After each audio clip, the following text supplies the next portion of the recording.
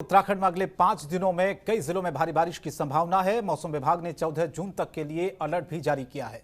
मौसम विभाग के अनुसार 10 तारीख को उत्तराखंड राज्य के पिथौरागढ़, बागेश्वर, नैनीताल, पौड़ी, देहरादून जनपद में कहीं कहीं भारी बारिश की संभावना है। इसके अलावा गर्जन के साथ आकाश से बिजली चमकने और तेज बौछार की भी संभावना जताई गई है। 11 जून को उत्तराखंड राज्य के पिथौरागढ़, बागेश्वर, रुद्रप्रयाग, देहरादून, नैनीताल, चंपावत जिलों में भारी बारिश की संभावना जताई गई है।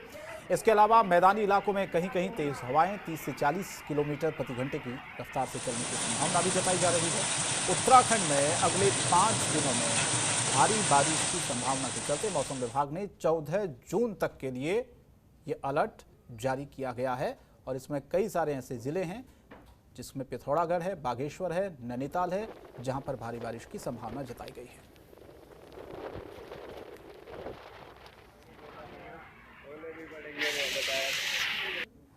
भारत में दक्षिणी पश्चिमी मानसून 3 तारीख को पहुंच गया था और 3 तारीख को केरल पहुंचने के बाद ये उत्तर की तरफ बढ़ रहा है। मानसून की उत्तरी सीमा महाराष्ट्र से होकर गुजर रही है और इसने भारत के उत्तर पूर्वी राज्यों को कवर कर लिया है। उत्तराखंड की बात करें तो उत्तराखंड में 10 तारीख से अगले 3-4 दिनों में वर्षण में उल्लेखनीय वृद्धि की संभावना है।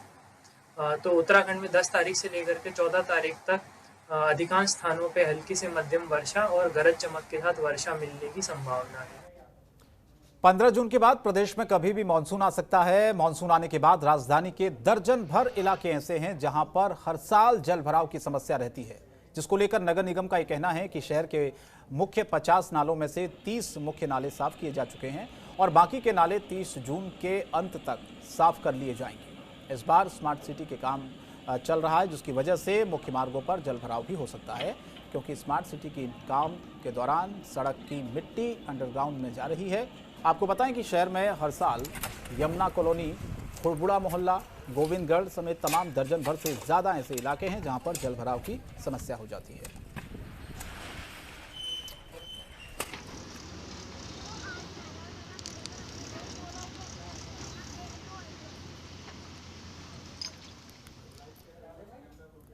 और कोरोना से जंग में वैक्सीनेशन युद्ध स्तर पर चल रहा है। शहरी क्षेत्रों के साथ साथ ग्रामीण इलाकों में अब विशेष ध्यान दिया जा रहा है, जिससे ग्रामीणों को टीकाकरण होने के साथ ही जागरूक भी किया जा सके। इसमें रुड़की के वरिष्ठ बीजेपी नेता भी लोगों को वैक्सीनेशन के लिए जागरूक कर रहे हैं।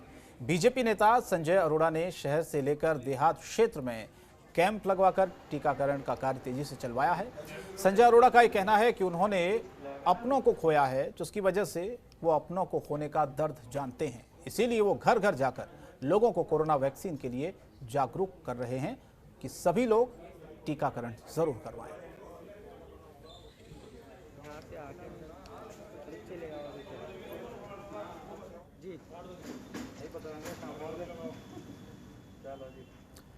और रुड़की की सिविल लाइन कोतवाली स्थित फायर ब्रिगेड के स्टेशन का आज डीआईजी फायर मुख्तियार मोहसिन ने निरीक्षण किया है। हरिद्वार जिले के सभी फायर स्टेशन प्रभारियों के साथ उन्होंने एक बैठक की। इसके साथ ही आने वाले मानसून को लेकर फायर स्टेशन की कैसी तैयारियां हैं, इस बात की समीक्षा की गई। बातचीत में उन्होंने जानकारी देते हुए बताया कि इस बार रुड़की और भगवानपुर के फायर स्टेशन को एक नई गाड़ियां दी हैं, जिससे यहां पर फायर संसाधन और भी ज्यादा मजबूत हो जाएंगे और इससे फायर फाइटिंग और आपदा में विभाग की क्षमता में भी बढ़ोतरी होगी।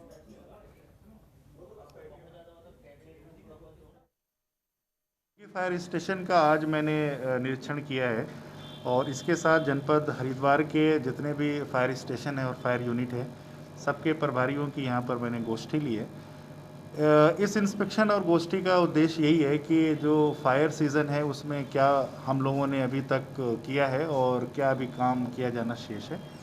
और इसके अलावा मानसून सीज़न भी अब आने वाला है, तो मानसून सीज़न में जो आपदा की स्थिति है उससे निपटने के लिए फायर स्टेशन कहां तक तैयार है, उसकी हम लोगों ने समीक्षा की है। और खबर टिहरी से, जहां पर अपनी मांगों को लेकर हड़ताल पर चल रहे मनरेगा कर्मी काम पर लौटने लगे हैं। दरअसल जिले में 198 मनरेगा कर्मी अपनी मांगों को लेकर 80 दिनों से हड़ताल पर थे, लेकिन कैबिनेट मंत्री सुबोध उनियाल के आश्वासन के बाद उन्होंने हड़ताल को खत्म करके काम पर वापस लौटने का फैसला लिया है। चंबा खंड विकास अधिकारी ध्यान सिंह रावत ने कहा कि मनरेगा कर्मियों ने अपने कार्य पर लौटने से गांव में अब विकास कार्य तेजी के साथ हो सकेगा।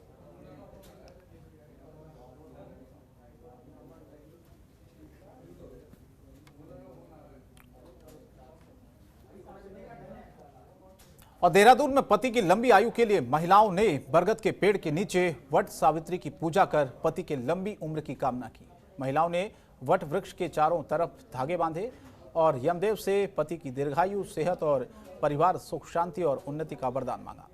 धार्मिक कथाओं के आधार पर पुरातन काल में सत्यवान के प्राणों की रक्षा के लिए उसकी पत्नी सावित्री खुद यमराज से अपने पति सत्यवान के प्राण वापस ले आई थी। तभी से सुहागन औरतें अपने पति की लंबी आयु के लिए इस व्रत को रखती हैं।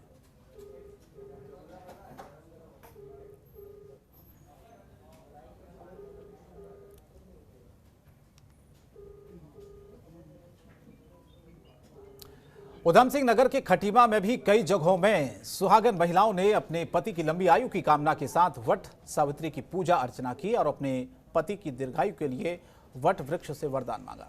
साथ ही कोरोना महामारी से निजात देने की कामना की। आपको बताएं कि ज्येष्ठ माह की अमावस्या को वट सावित्री पूजन का सुहागिनी स्त्रियों के लिए विशेष महत्व है। अपने पति की लंबी उम्र की कामना के लिए सुहागिन स्त्रियां व्रत रखती हैं और वट वृक्ष की पूजा भी करती हैं।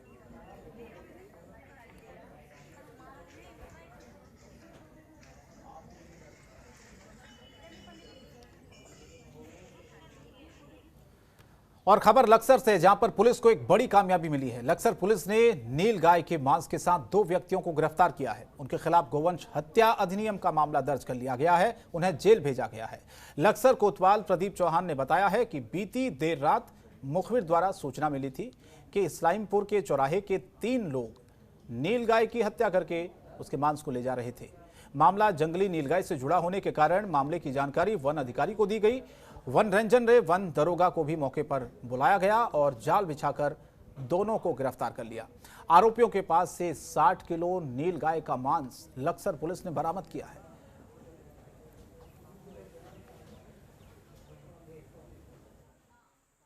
हमारी गश्त के दौरान मुखबिर की सूचना पर सुल्तानपुर पुलिस द्वारा 2 व्यक्तियों को जो वन्यजीव अधिनियम संरक्षण अधिनियम के तहत नील गाय के मांस के परिवहन करते हुए 2 व्यक्तियों को पकड़ा।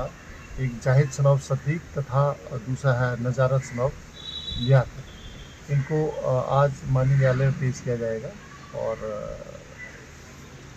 ये 2 ही लोग थे, इसमें कुछ और भी थे सर? एक व्यक्ति इसमें नसीम सनौफ यामिन इसमें फरार है, उसकी तलाश कर रहा है। और फिलहाल इस बुलेटिन में इतना ही, लेकिन थोड़ी देर में 6:58 पर देखिए हमारा खास कार्यक्रम सबसे बड़ा अखाड़ा, मेरी सहयोगी शिल्पा तोमर के साथ। नमस्कार।